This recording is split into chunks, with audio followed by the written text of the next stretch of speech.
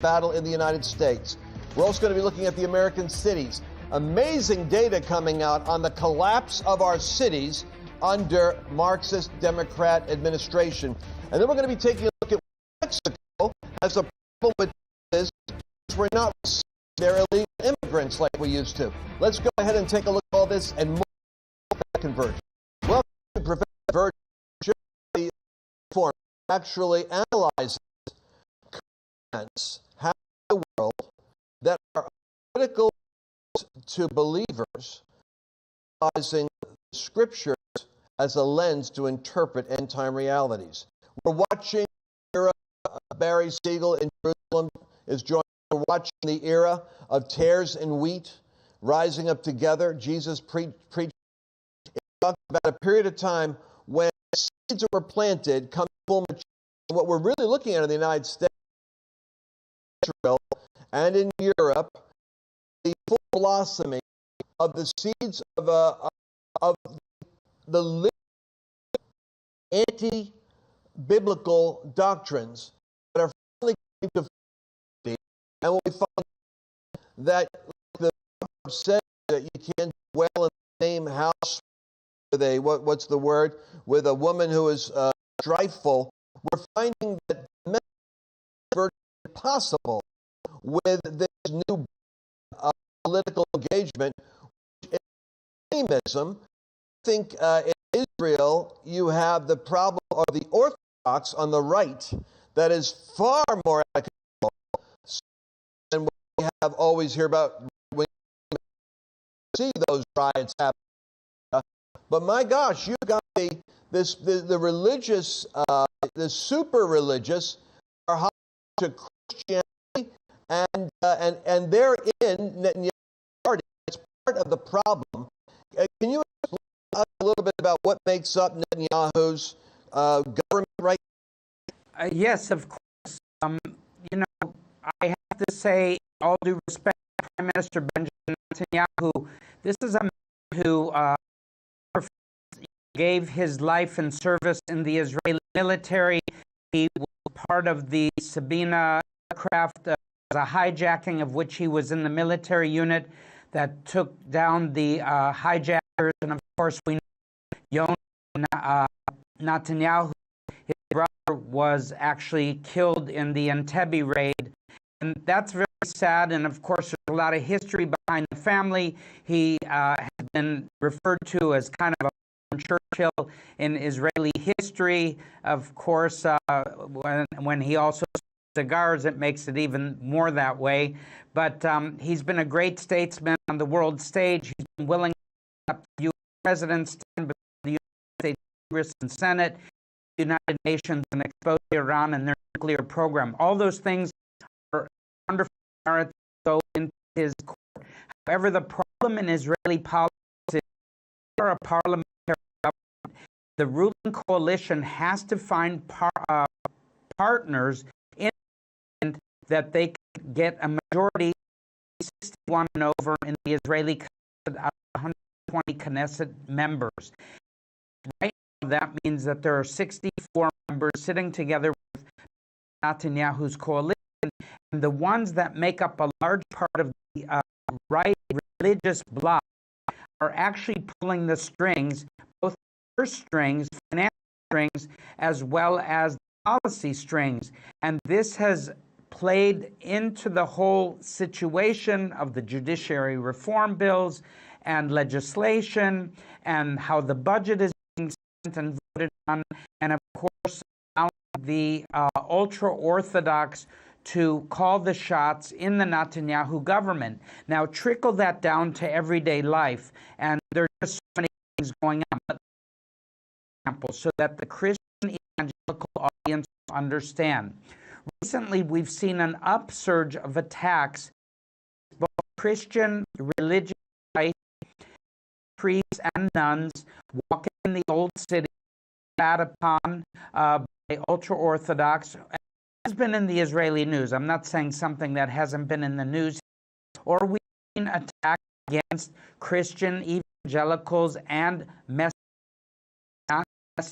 extremists, but I'm talking about Jewish believers in Jesus' arrive in these attacks in Jerusalem. So this is being propagated by ultra-Orthodox, certain organizations that some are more violent than others, anti-missionary groups. And so I'll just give you an example before we move on. We have a mutual friend who was bringing tour groups to help the economy of Israel.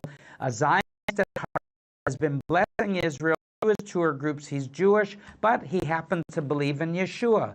He was detained not so long ago at the airport and interrogated for about 7 hours and was only released to be with his tour group. And I'm just saying what I 1,000 in order that he would not stray from the agenda or itinerary of the group, and that no evangelistic activities would take place. And this is increasing, and this is where I'm concerned about the direction of this populist kind of government that we've referred to, and fighting against the globalist kind of agenda. But at the same time, we have to understand that the extremist in the present government is being somewhat by the ultra-Orthodox parties. And so that's something we all need to pray about in reality. Well, you know, I have a simplified look at all this, Barry. What I like to see is Netanyahu reforms take place sufficiently so that the Supreme Court doesn't become what the Democrats want the Supreme Court to be, the rubber stamp for the secular agenda that is working against even the prosperity of Israel itself, which is what our Marxist government does. But I'd like to see reform happen, and how the left, center, and majority of the right can curtail excessive zeal of fanatical 21st century Pharisees that hate everybody and themselves. I think that's possible. Both things are possible. I want to share something with you, how media in the United States, and this is very important in our remaining couple of minutes here, how media is telling the story of what's going on. I have this attitude. You know, I have a really bad sense of direction. I'm really brilliant in doing of geopolitical and economic. When it comes to practical things like driving, frequently my instincts are always to turn right, I should turn left. Where I'm getting lost, which direction do I opposite? Typically, I'm accurate. So if I hear the Democrats upset about something Netanyahu is doing, I have to must be doing something right, and they don't like what he's doing right now. I'll tell you right now, the media is trying to be sympathetic to the protests. So I know Israel's on the right track. There's a typical segment is set up by American News and go ahead and play the clip. Israel's cycle continues to weaken as protests erupt in Israel after Parliament passed the first part of Netanyahu's judicial reform bill. In a 64 vote, Netanyahu's far-right coalition is one step closer to limiting the Supreme Court's powers and eliminating check and balances. After it was passed, Netanyahu said he would seek dialogue with opposition leaders who boycotted the vote after the 30-hour debate and try to reach an agreement. We do have an agreement. We all agree that Israel must remain a strong democracy, that it must continue to protect individual rights for everyone. It will not become a state of that the court will remain independent. I would like to emphasize this again. No party must take over the court. It won't happen on our shift. The United States has called the passing of the bill, quote, unfortunate, after President Biden earlier called for Netanyahu to compromise on the legislation. Israel's 7-month battle over the proposed change, major protests, reservists, union, and medical professionals. Language that was used, Barry, trying to curtail the Supreme Court, trying to keep the power from happening. It's the exact opposite, actually. The administrative state has such a hand in the Supreme Court, the nation can't even govern itself because things are arbitrarily overruled by the politics of the Supreme Court. It's kind of like, you know, in Brazil, all of this is connected. They took Bolsonaro. It was the him just like in the States. But I'll tell you what, passionately let Lou out against the President Bolsonaro and win. When you got the left in charge of voting and the courts, baby, I'll be right back in a moment with defending. Over the last years, with all your support, we've been able to not only launch the original MyPillow, but also the MyPillow mattress topper, Geek Dream bed sheets, and the MyPillow balance. But there's so much more. In fact, we have over 200 products, and I'm with the deal of each and every one of them. And you go to MyPillow.com now. Gift value at $20 for checking out the website. No purchase necessary. Get every pet beds, and so go to MyPillow.com. Use your promo code to get deep pillow. And remember, just for checking out MyPillow.com, you'll need purchase now. This is a time promotion, so go to MyPillow.com. Go to Pillow.com. See big of Mike's best code. Interested in the perspective of Barry, the objective focus of Middle East and United States, it seems to me that our Marxist progressive mayors, like the guy who's even worse, look though the cities are in an absolute free fall in terms of crime and an economy. And I don't understand for the life of me why the people keep voting the Democrat back in. I'm sure some perspective, because the voting population also are taxpayers, the ones that are suffering the most, unless they move out. Your assessment, Barry, from your perspective on the major city? You know, I come from a major city, Detroit, Motown, but so many people have left that they don't even have enough tax revenue to support the city anymore. Places like those from Detroit originally, Old Greek Town, need to go to. When I was there for my mother's funeral back in April, sadly to say, relatives in the family, and they said, no, you can't go to Greek Town anymore.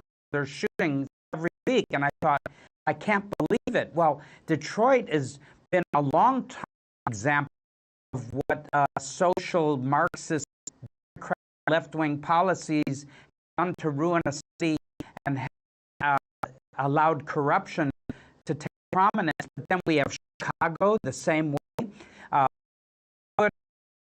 Is no longer mayor, and then the people are elected this new mayor, Mayor Johnson.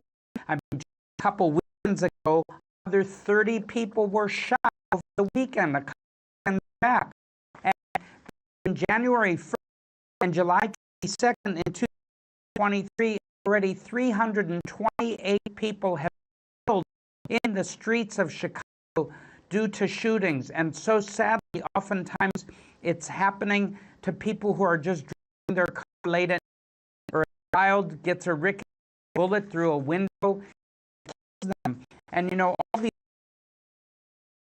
Chicago, da, da, da. I mean, this was in the heyday when these cities were looked at. Look at San Francisco.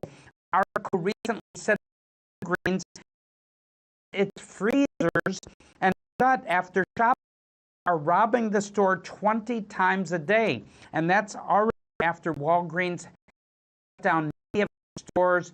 We know this is happening to retail stores over and over again, and workers that try to stop these thieves, these robbers, are being fired because they're trying to uphold the law, so they're being told not to do it anymore. How stupid any retail chain would even keep a store open anymore in downtown San Francisco. And you remember the words of Tony Bennett, his great left my heart. People should leave totally San Francisco at this point. And then about Frank Sinatra's song, New York, New York, it said, I want to wake up that can sleep, and I'm the king of the hilltop of the heat. But now it's of the garbage heap. It's, I just love these voters are continuing to vote these terrible policies. It's crazy. You know, I think that nobody becomes more alive when they sing songs in the news. You can hardly suppress your when you start getting melody. Ty is going to do a music broadcast. I think it would be a viral hit. Yeah, you're absolutely right. The top of the heap is the top of the heap. It's hard in San Francisco. Unfortunately, people their so I'm thinking that this ties into and it's kind of a strange segue, but I want to talk about Chicago. A rare prophetic convergence, breaking news. I talked with a prominent journalist and Washington insider who said to me, why do you think they're doing the Democrat convention in Chicago, Lance? Since it's the crime, it's full of Democratic. The news isn't going to cover what a Chicago be. They're going to make it all about the DNC. It's going to be, in the news. They're going to nominate Michelle Obama for president. Now, why do you think people? I'm not that's going to happen. I'm saying this is what was told to me. They picked Chicago because they believe Biden is not going to make it in the impeachment scenario that he's under, and that long before he gets put out there and is, because of criminal activity, he's going to have a health issue and sympathetically resign because he's able to function in the way that he wants to. And Michelle Obama will be president. Gavin Newsom is the one that they would like to see at the top of the ticket. She is Nancy Pelosi's nephew, I believe, and all dynasties. And so they want to get Newsom in line. He might have. He could possibly be at the top of the ticket with Michelle as a Chicago. Reason why this is important. And then Kamala Harris, governor of California, because Newsom can appoint. What I'm saying is, they could lock up Trump. They could run Michelle Obama on the ticket. All things are possible in the chaos of happening in United States politics. And I'm throwing it out there now because I really want to see comments. You guys tell me what you think. Do you think that you think it's possible? Kamala Harris can't make it on the top of the ticket that book, and they're going to popular Newsom and Michelle and Gavin and Michelle on the ticket. That's put Barack right back in the White House. You cast all the main characters together. How absurd does that seem to you, Barry? This is what my sources are discussing with me. Well, comparing it to some recent events that took place in the United States Congress when a resolution was approved by the House, both Democrats and Republicans, state the House of Representatives 4-9. Who were the 9? Were all part of the squad of those who are anti-Israel and very anti-Semitic. And this, in the next Democratic convention that takes place in Chicago, and this anti-Israel sentiment is watered like a garden to grow up with a potential new or to the White House. It's going to be very serious for Israel. And I think that we will see a leftist agenda that has been going on under the Biden administration only increase. And I think there's going to be a break in the relationship between Israel and the United States. It will not spell well for the United States especially. This is going to be a big question, what happens in the upcoming elections, and it remains to be seen. I know that from certainly of the Orthodox Jewish community in the United States and in Israel, as well as the ultra-Orthodox, are probably the biggest friends of President Donald Trump from the Jewish community globally, not just in Israel, but also in the United States. Because we can't forget that he was the only president that actually acted, not words, actions, about moving the capital back to Jerusalem. Although Congress had approved that back under President Clinton's administration, it took President Donald Trump to be like a Cyrus and to actually move the embassy, even under threat of the Palestinian Arab community, the Palestinian Authority. It's just a trick of opposition. In the end, it remains that Jerusalem is the eternal Jewish capital here in the state of Israel. So I think there's a lot to be said. And we're about to start seeing the pace pick up as to who's going to be, and it'll be interesting to see under the Democratic National Convention. I'm not sure what's going to take place. But Chicago, I'll never forget, the Bible teacher Derek Prince once said the spirit and principality that controls Chicago is the spirit of violence, and he did that 40 years ago. And so I still see that as prevalent today.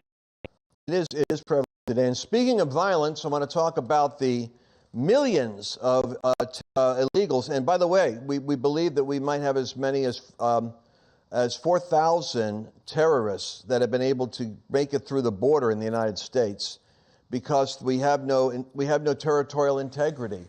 After years of pressure on the governor of Texas, he finally approved a solution. If he can't build a wall, he can at least build a barrier, erecting a barrier in the rivers that are connecting the cartels to Texas. And oddly enough, Barry, the biggest complaints coming from the government of Mexico. And this is almost like something out of Babylon Bee. Because the government in Mexico obviously is representing the financial interests of the cartel families who have their shell corporations, no doubt like Hunter Biden, and they prop up and are involved with government. And so they can't traffic the human trafficking. They can't get the fentanyl across. They can't give safe passage to these foreign regimes that want to break in. So Mexico is actually lodging a protest. Can you believe that actually putting a border up with another country would be protested by the other country? But that's the nature of the global Marxist spirit. What is yours is mine, and what is mine is mine. And you've got 54 seconds. Why don't you bring us to land the plane here, Barry? Well, actually, it's so true that it's tragic. Actually, it's the Foreign Relations Secretary Alicia Bárcena, as yet unconfirmed by the Mexican Senate, who sent a letter to the United States back in June decrying the move of putting these water buoys